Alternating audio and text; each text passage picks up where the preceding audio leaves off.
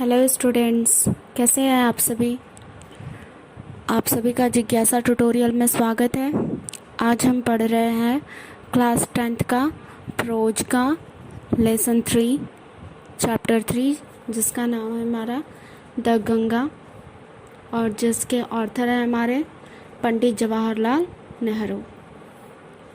तो इस पार्ट को पढ़ने के पहले हम थोड़ा सा ऑथर यानी हमारे जो इस पार्ट के लेखक हैं उनके बारे में बताना चाहेंगे, जिससे आप सभी लोग परिचित हैं।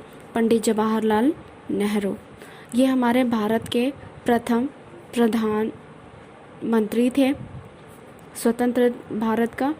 और इन्होंने भारत के लिए बहुत मेहनत किया है। इसकी पिलर को कहेंगे कि बनाने वाले हैं, नींव डालने वाले हैं। बहुत मेहनत किया इन्होंने भी। हमारे देश के स्वतंत्रता में भी काफ़ी योगदान था इनका। और ये सिर्फ प्रधानमंत्री ही नहीं थे, बल्कि बहुत ही कुशल लेखक थे, राइटर थे। और उनकी जो सबसे फेमस बुक है the discovery of India, Bharat की खोज, और जो दूसरी किताब है glimpse of the world history और ऑटोबायोग्राफी। तो उन्होंने सिर्फ ये 3 नहीं, बहुत सारी पुस्तकें, बहुत सारे कुछ लिखे हैं जिसके लिए वो प्रसिद्ध है। तो वो एक सिर्फ राष्ट्रीय स्तर पर ही नहीं बल्कि अंतर्राष्ट्रीय स्तर पर भी एक आइकॉन है, बहुत ही फेमस व्यक्ति हैं। और हमारे जो पाठ का नाम है द गंगा, हमारी गंगा जो नदी है उसी के बारे में है। और गंगा नदी कहाँ से आई है, उसको वो किस तरह से देखते हैं, गंगा का जो महत्व पंडित जवाहरलाल नेहरू के लिए क्या है, इस पार्ट में हम पढ़ेंगे। तो आज हम पढ़ रहे हैं, स्टार्ट कर रहे हैं, हमारा पहला पैरा से हम पढ़ेंगे। तो चलिए आइए हम अपना पाठ पढ़ते हैं। देखिए कह रहा है, I have received so much love and affection from the Indian people that nothing that I to do can repay even a small fraction of it, and indeed there can be no repayment of so precious a thing as affection। बहुत लंबा line है, हम short में कर करके तोड़ के अर्थ देखते हैं। आइए देखिए कह रहा है कि I have received so much love and affection from the Indian people. कह रहा है पंडित जवाहरलाल नेहरू कह रहे हैं कि मैंने भारतीय लोगों से बहुत अधिक प्रेम और स्नेह रिसीव्ड माने प्राप्त किया। यानी पंडित जवाहरलाल नेहरू कह रहे हैं कि मुझे भारतीय लोगों से बहुत ज़्यादा लव माने प्रेम, अफेक्शन माने स्नेह, तो प्रेम और स्नेह मिला। आगे कह रहा है that I to do can repay even a small fraction of it. कह रहा है कि और मैं चाहे जो कुछ भी करूं, नेहरू जी कह रहे हैं कि मैं चाहे जो कुछ भी करूं, मैं इसका एक छोटा सा फ्रैक्शन माने अंश या भाग होता है, तो कह रहा है कि मैं उसका एक अंश भी नहीं चुका सकता हूँ। आगे कह रहे हैं and indeed there can be no repayment of so precious a thing as affection. और कह रहा है कि इतने बहुमूल्य, प्रीशियस माने बहुमूल्य होता है, तो कह रहा है कि वास्तव में प्रेम जैसे बहुमूल्य वस्तु का कोई मूल्य नहीं चुकाया जा सकता है। कह रहा है कि एक बार फिर से देखिए, कह रहा है कि I have received so much love and affection from the Indian people that nothing that I to do can repay even a small fraction of it, and indeed there can be no repayment of so precious a thing as affection। Pandit Jawaharlal Nehru कह रहे हैं कि मुझे भारतीय लोगों से बहुत ज़्यादा प्यार और स्नेह मिला। और आगे कह रहे हैं कि और इसके लिए मैं चाहे जो कुछ भी करूं, मैं इसका छोटा सा भी अंश नहीं चुका सकता हूं। और सचमुच प्रेम जैसे बहुमूल्य वस्तु का कोई भी मूल्य नहीं चुका सकता है, या स्नेह जैसे बहुमूल्य वस्तु का कोई भी मूल्य नहीं चुकाया जा सकता है। आगे देखिए, many have been admired so some have been reward, but the affection of all classes of the Indian people has come to me in such abundant measure that I have been overwhelmed by it। Nehru ji कह रहे हैं कि many had been admired, करा है कि अनेक लोगों ने या बहुत लोगों ने करा है कि बहुत लोगों की प्रशंसा की गई है। करा है कि आगे some have been reward, करा है कि उनमें से कुछ लोगों का सम्मान भी किया गया है, सत्कार भी किया गया है।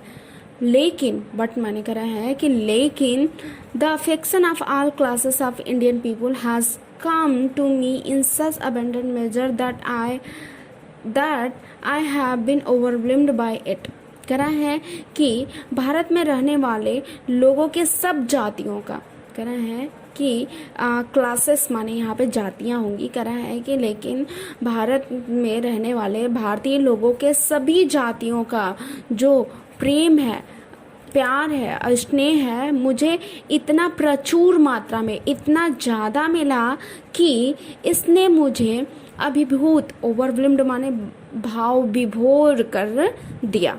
आगे देखिए कह रहा है कि I can only express the hope that in the remaining years I may live, करा है कि आगे I shall not be unworthy of my people and their affection, कह रहा है कि I can only express the hope, मैं केवल आशा या उम्मीद व्यक्त कर सकता हूँ, दैट माने कि इन the remaining years I may leave, बचे हुए वर्षों में या शेष समय में जिसमें मैं जीवित था, I shall not be unworthy of my people and their affection, मैं अपने लोगों के, कहना है कि मैं अपने लोगों के तथा उनके अफेक्शन, देयर अफेक्शन माने उनके प्यार के अयोग्य सिद्ध नहीं होऊंगा। मैं केवल आशा व्यक्त कर सकता हूँ कि मैं अपने शेष यानी बचे हुए वर्षों में अपने लोगों और अपने लोगों और उनके स्नेह के प्रति, उनके प्यार के प्रति अब खुद को अयोग्य सिद्ध नहीं होने दूंगा। आगे देखिए, to my innumerable comrades and colleagues I own an even deeper depth of gratitude, कह रहा है कि टू माई इन्यूमरेबल माने असंख्य होता है, कह रहा है कि मैं अपने असंख्य कामरेड माने साथियों को, जो उनके साथ उनके काम कर रहे थे, कह रहा है कि मैं अपने असंख्य साथियों एंड कलीग्स माने सहकर्मी जो उनके साथ काम करते थे, कह रहा है कि मैं अपने असंख्य साथियों और सहकर्मियों का क्या हूँ, आई ओ टू इवन डीपर, मैं और भी अधिक क्या हूँ, डेप्ट माने कर्जदार हूँ, कह रहा है कि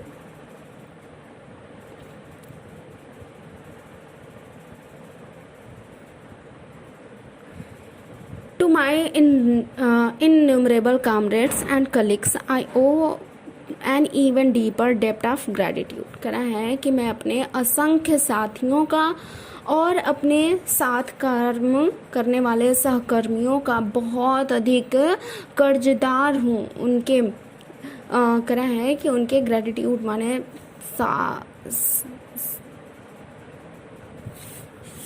ग्रेटिट्यूड माने क्या कहेंगे, वर्ड है, उनके कृतज्ञता का, कह रहा है कि मैं अपने असंख्य साथियों और कर्मचारियों के कृतज्ञता का बहुत अधिक कर्जदार हूँ।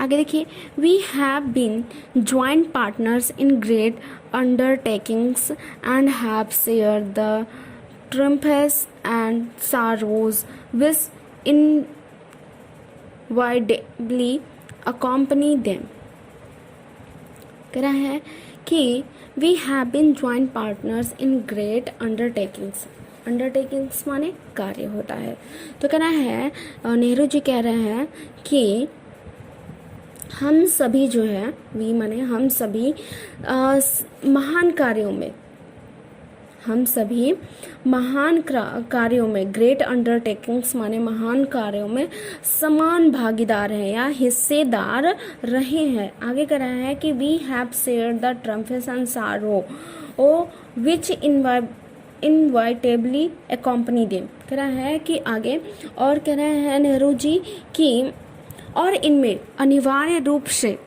कह रहा है इनवाइटेबली माने इनमें अनिवार्य रूप से आने वाले, ट्रम्फिस माने विजय होता है, सारो माने दुख, तो विजय आएगा मतलब हमें खुशी मिलेगा, तो सुख दुख हम कहेंगे। कह रहा है कि और अनिवार्य रूप से इसमें आने वाले सुखों और दुखों के हम क्या रहे हैं, बराबर के हिस्सेदार या भागीदार रहे हैं। कह रहा है कि हम सभी साथ साथ महान कार्यों के हिस्सेदार या भागीदार रहे हैं और इसमें अनिवार्य रूप से आने वाले सुखों में और दुखों में, सुखों में और दुखों में हिस्सेदार रहे हैं। कोई भी कार्य करेंगे तो हमें विजय मिलेगा, खुशी मिलेगी या फिर दुख मिलता है। तो जो भी वो कार्य किए हैं नेहरू जी ने, खुशी मिला है या दुख मिला है, उसमें वो सभी लोग भागीदार है, हिस्सेदार है जो उनके साथ उस समय प्रेजेंट में खड़े थे, तो उनकी वो प्रशंसा कर रहे हैं। आगे देखिए, कह रहा है कि when I die I should like my body to be cremated। if I die in a foreign country my body should be cremated there and my ashes sent to Allahabad। अब ये मरने की बात की वो अपनी इच्छा बता रहे हैं कि कह रहा है कि when I die, जब मैं मर जाऊं यानी जब मेरी मृत्यु हो जाए, I should like my body to be cremated। cremated माने क्या होता है, दाह संस्कार करना। करा है कि मेरी इच्छा है कि मेरी आशा है या मैं चाहता हूँ कि मेरे शरीर का दाह संस्कार किया जाए।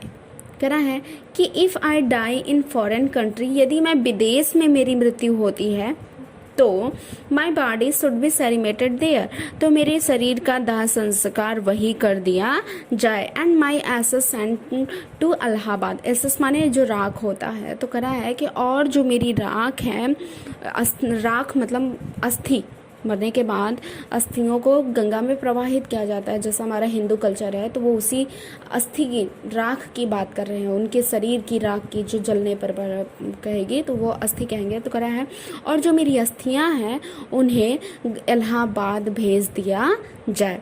जब मैं मरूं या जब मेरी मृत्यु हो तो मैं चाहता हूं कि मेरे शरीर का दाह संस्कार किया जाए यानी उसे जलाया जाए, और यदि मेरी मृत्यु विदेश में होती है तो मेरे शरीर का दाह संस्कार वही कर दिया जाए और मेरी जो अस्थियां हैं, राख है, उसे इलाहाबाद भेज दिया जाए। A small handful of these ashes should be thrown in the Ganga and the major portion of them disposed of in the manner indicate below। कह रहा है कि ए स्मॉल हैंडफुल ऑफ दीज दासेस, और उन अस्थियों में से मुट्ठी भर, और एक मुट्ठी की बात कर रहा है कि उन अस्थियों में से मुट्ठी भर राख जो है, अस्थि जो है, उसे गंगा में थ्रोन माने फेंक दिया जाए यानी प्रवाहित किया जाए। और कह रहा है आगे एंड माने और the major portion of them, और उनमें से अधिकतम जो भाग है उसे dispose in the manner indicate माने बिलो, इंडिकेट माने संकेतित करना होता है। तो कह रहा है कि और मेरी अस्थियों का अधिकांश भाग नीचे दिए ढंग से या तरीके से प्रवाहित किया जाए या विसर्जित किया जाए। आगे देखिए, कह रहा है no part of this ashes should be retained or preserved. कह रहा है कि आगे नेहरू जी कह रहे हैं कि इन अस्थियों में से किसी भी भाग को बचाकर नहीं, प्रिजर्व माने सुरक्षित नहीं रखा जाए। कह रहा है कि और इन अस्थियों में से जरा सा भी भाग शेष बचाकर या सुरक्षित नहीं रखा जाए। तो यहाँ तक अभी तक हम देखते हैं कि नेहरू जी मरने के बाद उनके अस्थियों का क्या किया जाए वो अपने देश के लोगों को संबोधित करके बता रहे हैं। तो आगे वो कैसे बताते हैं कि जो उनके अस्थि का अधिकांश भाग है कैसे प्रवाहित किया जाए, हम उसे अगले भाग में देखेंगे। आई होप आपको पूरा चैप्टर अच्छे से जो मैं पढ़ा रही हूँ आपको समझ में आ रहा है। अगर आपको कोई मुझे सजेशन देना है तो प्लीज़ कमेंट बॉक्स में